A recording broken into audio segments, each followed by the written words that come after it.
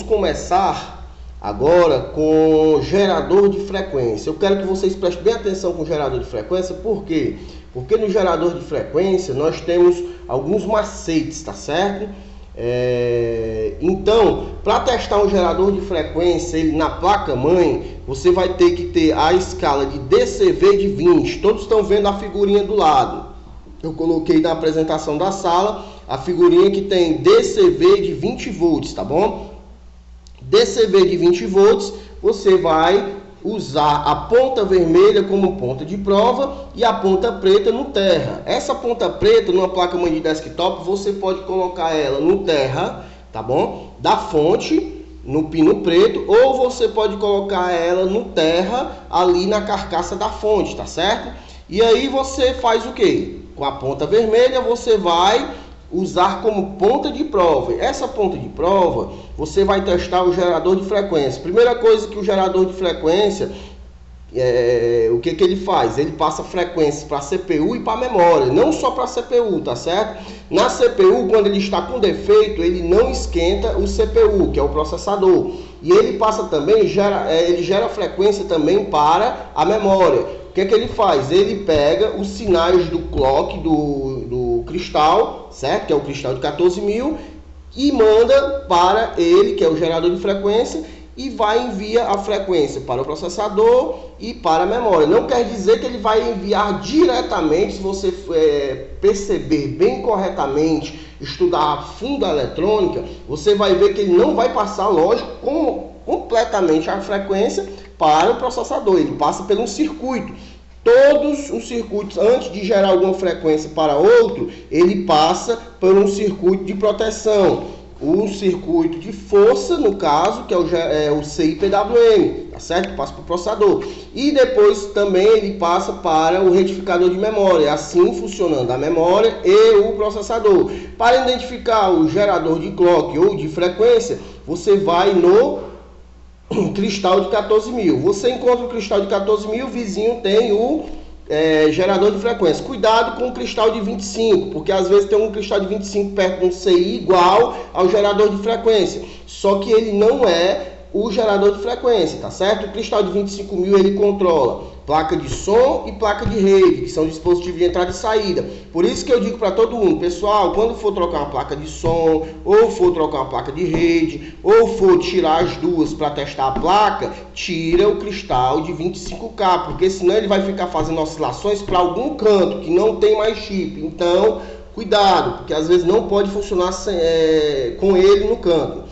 Então veja que nós temos aqui um cristal de 14.3 Ti, tá certo? Um cristal que é o cristal de 14.000. É importante o técnico ter vários cristais desse de 14.000 em casa ou na loja, aguardando a ser trocado. Como, professor? Veja bem, se você não tem um osciloscópio para te ajudar a medir as oscilações dele, você vai fazer o seguinte: pega uma placa cobaia, com cuidado e carinho, porque se você for meio grosso, você vai acarretar de danificar a placa-mãe. Porque você vai trocar o cristal, vai fazer isso com vários cristais. Pegue 10 cristais diferentes de 14.000, tire de sucata, bote em cima do isoporzinho, pregado no isopor, e pegue uma placa-mãe que esteja funcionando e teste os 10 cristais de 14.000 nessa placa-mãe. Se ela ligar e funcionar no Windows perfeitamente, você guarda esses 10 cristais de 14.000 para que você possa futuramente, primeira coisa que vai fazer quando o gerador de frequência estiver ruim, trocar o cristal, porque pode ser ele primeiramente, tá certo? Isso é uma forma bem barata de vocês terem cristais em casa, certo? Porque são universais. Agora não façam isso com placa-mãe Intel nem ASUS. A ASUS você pode fazer, mas sim na placa ASUS.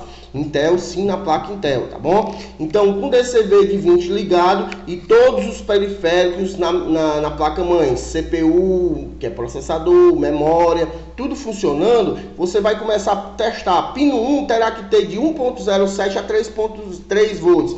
Muita gente coloca isso. Isso aí eu já sei, eu já vi nos fóruns, com certeza. E o pino de cima, que é o pino, pode ser o pino 42, 48, 56, 62, ele terá que ter a voltagem de 1.07 a 3.3. Isso todo mundo já sabe. Porém, a moral da história aqui é que algum gerador de frequência, o ACC, não é no pino 1, DCC é no pino de cima, só que o ACC não é no pino 1, é no pino 2, certo? As entradas são no pino 2, então tem gente que testa, o pino 1 não tem nenhuma voltagem, então aí quando ele testa o pino 1 não tem nenhuma voltagem, diz logo que ele está com defeito, não é assim. Testa o pino 2, porque tem gerador de frequência que o ACC é no pino 2. Então, você terá que ter o quê? Entrar no datasheet para saber quem é o ACC e o DCC. Entrada e saída, tá certo? Então, temos que ter cuidado nisso. Também o multi-IO, geralmente o multi-IO pode ser o pino 2, o pino 3. Já peguei muitos multi-IO diferentes, tá bom? Veja o datasheet, é importante o datasheet, tá bom? Então, o chip também não pode estar esquentando demais, não pode passar corrente, se ele não passar corrente no pino 1 nem no pino 2, ou seja, no pino ACC, que é o pino de entrada, se ele não passar corrente, você não vai diretamente trocar ele. Trocar ele. Por quê? Porque você presta atenção, olha só nesse CI que eu botei aí. É um ICS, tá certo? Esse ICS, você presta atenção nos terminais dele, em todos os terminais nós temos trilhas, tá certo? Nós temos o sinal dele, aonde vai seguir o sinal. Então vocês têm que começar a testar por aí. Testar o quê? Primeiramente os terra. Veja só que lá no último pino, veja comigo, pino 1 até o último pino. No último pino, você vê que não tem trilha. Ele está na parte negra da placa-mãe. Ele é o terra. O pino de cima, 1, 2, 3.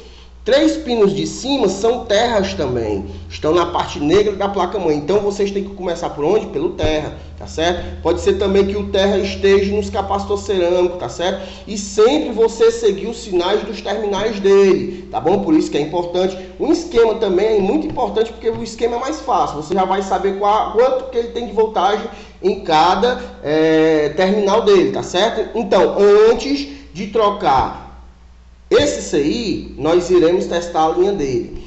Por exemplo, professor, o CI está esquentando demais. Então, vamos testar o quê? O que faz a voltagem aumentar até esquentar o chip? É o resistor. Que às vezes o resistor, em vez de diminuir, ele passa corrente reta. Passou uma tensão reta e aí vai dar defeito, tá certo? De esquentar. Então é isso, pessoal. Bem cuidado, tá certo? Quem tiver alguma pergunta a fazer, você pode fazer agora, tá bom?